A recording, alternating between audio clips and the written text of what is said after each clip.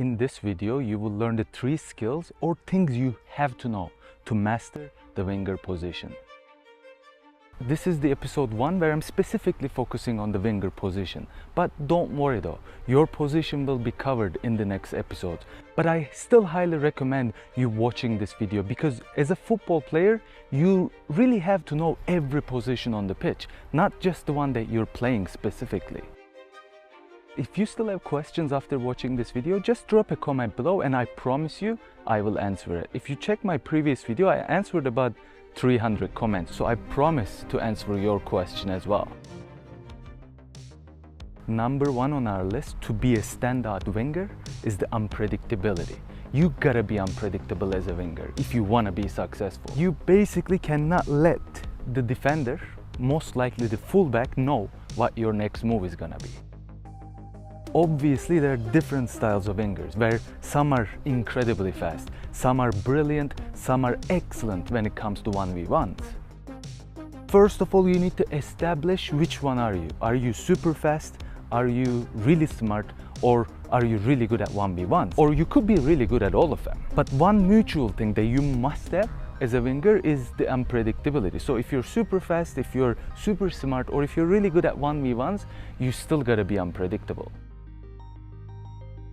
Obviously, if you're a super fast player, your unpredictability doesn't have to be as good as if you are a slow winger or a very smart winger but really good at 1v1s. So simply just use your speed to eliminate the defenders, and most likely if you're super fast, they won't be able to catch you anyways.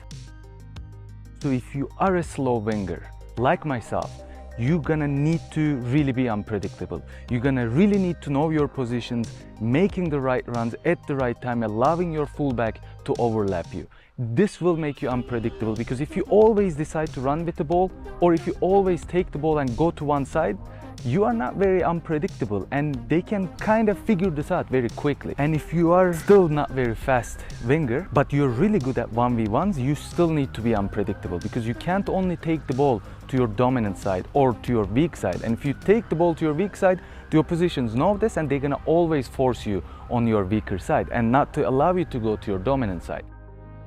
If you wanna be an unpredictable winger to be successful, you either gonna need to be spectacularly fast or you're gonna need to be really good at using your weak foot and your dominant foot.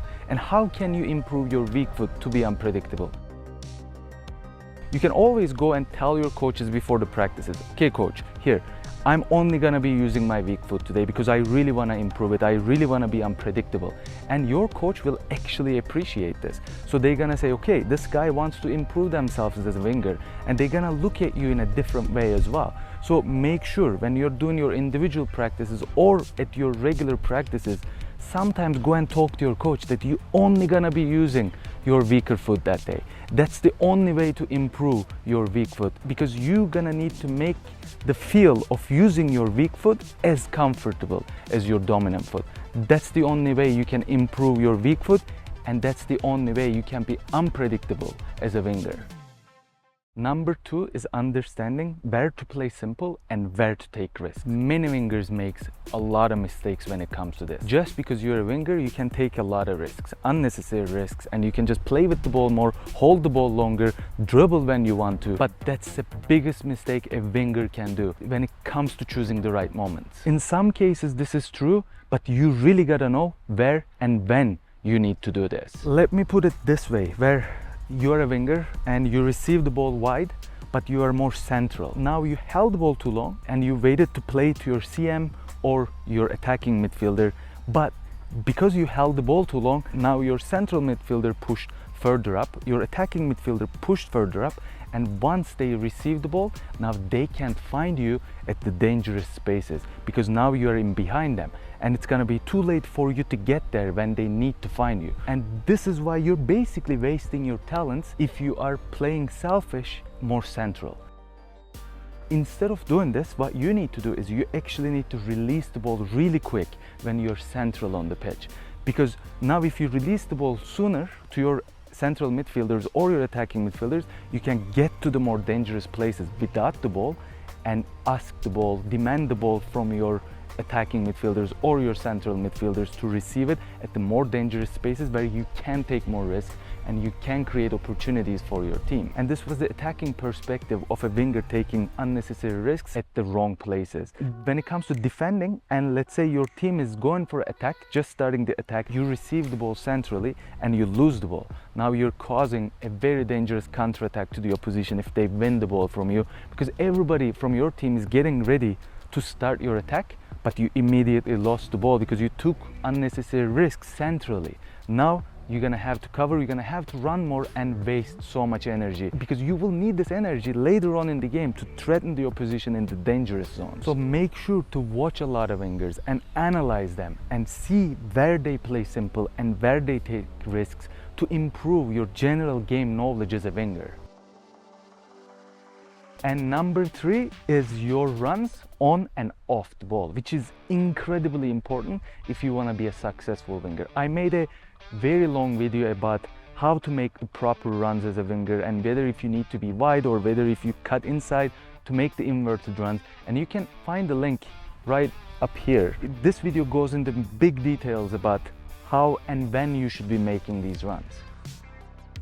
But mainly when it comes to your runs as a winger, your fullback determines your runs. Depends on what kind of a fullback you are playing with. Whether if your fullback loves to overlap, now most likely you're gonna be making more often inverted runs rather than wide runs, because your fullback will be there, and if you are wide when your fullback is overlapping, now you're actually wasting their time and energy coming all the way up. If you are making inverted runs with or without the ball, you're gonna need to use the help.